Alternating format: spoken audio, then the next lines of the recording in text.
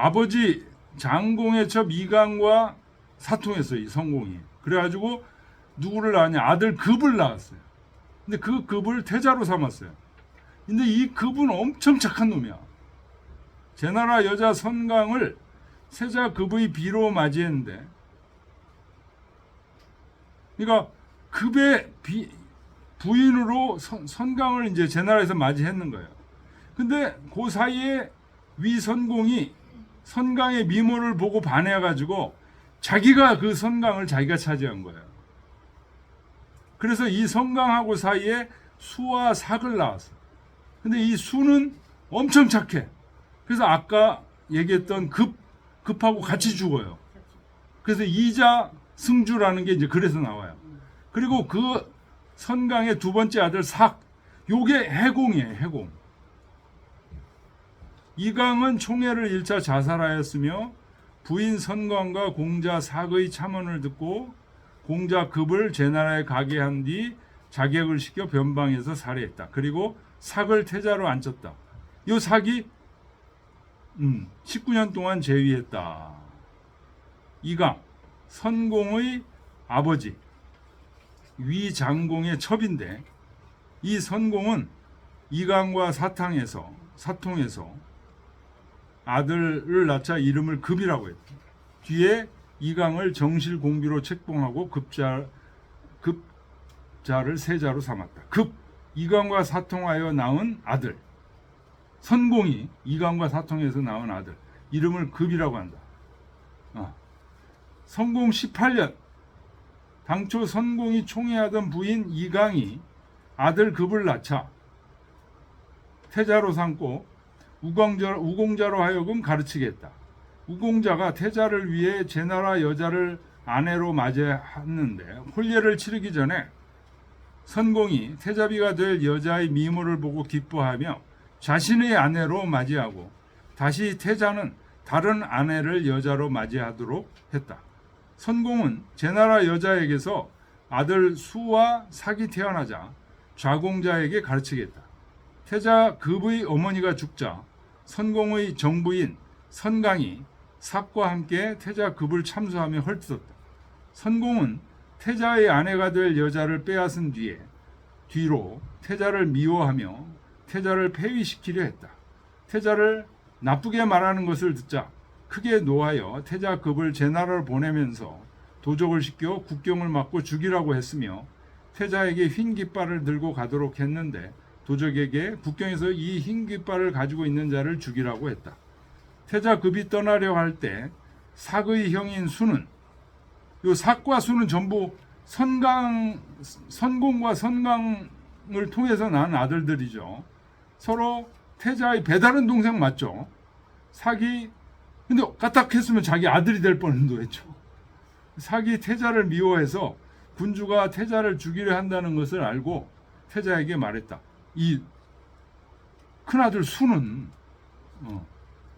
착해. 도적이 국경에서 태자의 흰 깃발을 보면 바로 태자를 죽일 것이니 태자께서는 가시면 안 됩니다. 태자 급이 말하기를 아버지의 명을 거역하고 목숨을 구걸하는 것은 안 될 말이다 라고 하면서 끝내 떠났다.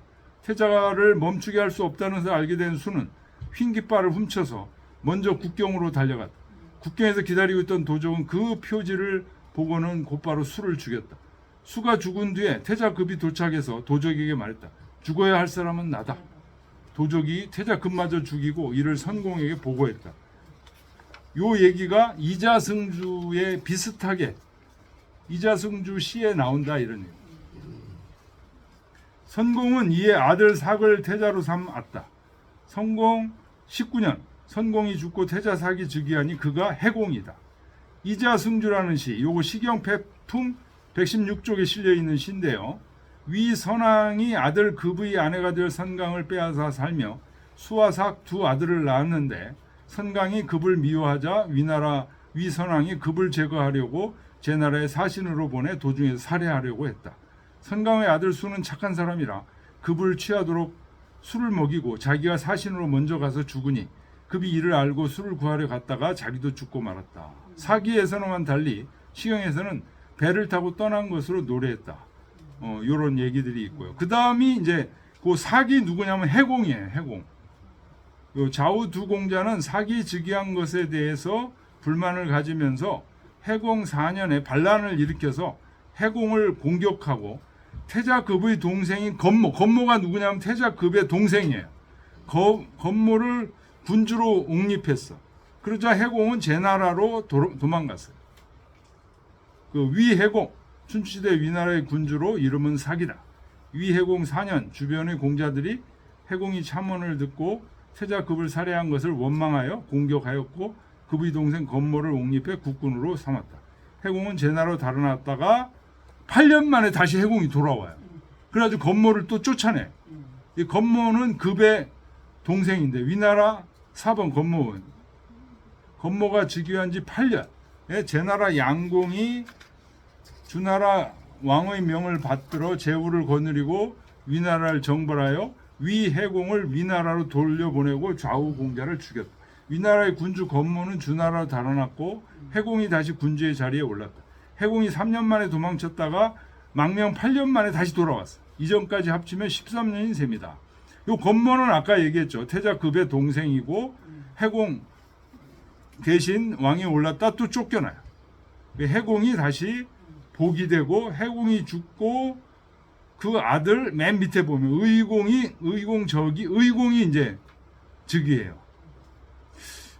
자, 지금 뭐 무공부터 장공, 성공, 해공, 의공 이렇게 이제 이어지는 요 위나라의 이 지금 시가 있는 배경들이 있는 시인데요. 정치가 어떻는지 아시겠죠? 난사파기 그지없는 그때 나온 시들이에요. 자, 오늘 다음 시간에는 이제 요 태풍 주자의 쭉 설명들 이제 읽으시면 이제 추 이해가 가실 겁니다. 요거 읽고 그 다음에 그 춘추 자전에 이 장강에 대한 얘기들이 나와 있어서 우리가 어차피 이제 지금 춘추 자전을 읽어야 돼요.